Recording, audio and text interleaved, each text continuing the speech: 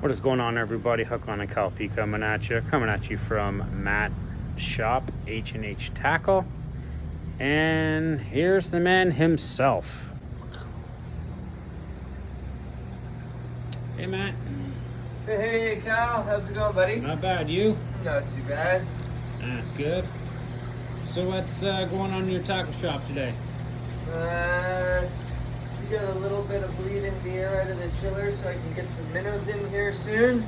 That's been kind of priority number one, but did get some really cool clear drift stuff in. I don't know if you or any of the guys online saw it here, but you got a nice new rack of clear drift. We got clusters up here with the nucleus in there. And then we do have some of the 6 mil glitter or embryo, they're called. I apologize. Some glitter without the embryo in 6 mil. And we got the glitter with the embryo in 8 mil. And then underneath we do have them without the embryo in the 8 mil glitter, and then 8 mil embryo, no glitters, and all the other colors that I missed. Okay. Sounds good. So for those low clear conditions, higher pressured areas, sometimes downsizing or having a more realistic bait in front of the fish will get you some more success that way. Okay. But yeah, I had to build this little rack here, get some slat wall because I didn't have anywhere else to really put it, so had to build the... Looks good. Thanks, buddy. And then I got to readjust all the beads. I did have a few different and newer colors come in, so I'm going to have to re-Tetris this whole board around a little bit. I haven't quite figured that one out yet. But, Yeah, okay. some new 6 mil colors in modeled, some newer colors in the modeled beads there that have come in that I ordered that way. Look pretty good. Yeah. And then we moved for all of the customers that haven't been in since we did the renovations, all the hooks, floats, accessories, swivels, 3-ways. They're all over on this wall now with a lot more of your tools and accessories up top. Quantum hot sauce, any real maintenance you're doing, degreaser to clean it all up firsthand, grease for any, any of the springs and gears that you get into any in-depth cleaning and, real repairs and stuff that way. And also if you have leaky waders. Yeah, buddy. Yeah, they're fantastic. So you got tons of trout stuff in here, all sorts of raven and Brennan and all the good stuff all the guys are looking for. And the guys going ice fishing, once we get some ice, we got some of the dry pack refuel. Okay. For meals, they're pretty good. They sent me a couple samples. I was, So- for a preserved pack, they were pretty good meals. So how do you do that? Just open the top, put boiling water, and then just let it sit? Yep, that's exactly it. That's not bad. If you want, after 5 minutes or so, give it a little stir around, make sure everything's saturated in the water as it will be reabsorbing and cooking simultaneously. But yeah, they're fantastic. Awesome. Yeah. And Sounds pretty great. simple to use. You just need to make sure you got nice, clean, boiling water, and away you go. Follow the instructions, and it's pretty straightforward and simple that way. But filling. Very easy. The waders here. Yeah, I moved all the waders, and I got some used stuff. I'm trying to help a woman out. Her husband unfortunately passed away, so she doesn't really have too much use for his previous stuff, so we play let's make a deal on that stuff. I'm trying to help her out, right? Yep. It's not like I'm going to be selling all these coats for like $5 and stuff. But, No, exactly. Reasonable offers and stuff. Nothing's really changed with the spinners. I'm going to have to redo this rack when I redo all the beads that way.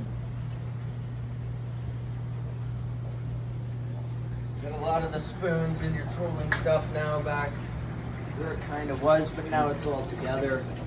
Quite a selection of spoons and more to come. Huge selection. Michigan Stinger worm burners. I got those suckers coming in. Those are going to be hot this year, so make sure you keep your eyes peeled for that. So what are they called again? They're the Michigan Stinger, but they're called a worm burner. And it's I do have a lot smaller spoons as well coming in. I think their Scorpion is the size. Oh, okay. It's like a little 2-inch, 1.75 inch, like really, really small. And then the Worm Burner has basically essentially a harness, a line and 2 hooks where you hook a worm onto. So you can have the presentation of the spoon, but have that subtle neutral effect of the live bait, where sometimes those fish that aren't really feeding can't resist that squiggle of a worm. Gotcha. So definitely want to be staying tuned for those. Next week or so should have my Lamaglass order in for any of you guys been waiting for float rods and stuff that way. I haven't heard that the order's ready yet, so maybe tomorrow, maybe Tuesday next week. We'll just have to wait and see. Yeah. But yeah, that's about what's been going on right now. You know, Right. yeah, waiting for ice, just like the rest of y'all. So, yeah, it's been going all right. All your Now, ice fishing gear is right in here. yeah, Got the hyper glides to the hyper rattles to the jelly beans. lots of minnow nets and minnow pails and stuff that way. Aerators. I know a lot of you guys love your aerators, and I don't always have them in stock. I got lots in stock right now. Good. And you got tons of little boxes up here and gizmos and gadgets and stuff up here. Yeah, just got some Raven boxes too. They're pretty cool. You know, little utility accessory box. Put beads, hooks, sinkers, small spinners, all kinds of stuff in there. Stuff you don't get lost. That's right. Folds out. Nice little box. I'm sure some customers are familiar with it. And these flaps open up too, so you can put everything in there. Yeah. There you go. Awesome little trays. Yeah, you can never have enough tackle storage. that's No, for sure. exactly. Right? So that's about all that's really new in here. You know, other than the tank. Raised it up a lot more, got a pan down, so if I do make a nice big mess, it stays relatively contained as well as doesn't damage the floor. That's good. Whoops! Whoopsies. So, yeah, that's been about what's going on. Oh, I did get some more glasses. I know I had some guys after polarized. I moved the pop fridge up here, but got a few different for some polarized selections. Okay. Not a huge selection, but a little something, and you know, reasonable price points. I mean, the spider wire ones here, $22. Some of the Calcuttas, $45. I think 38 on the other models here.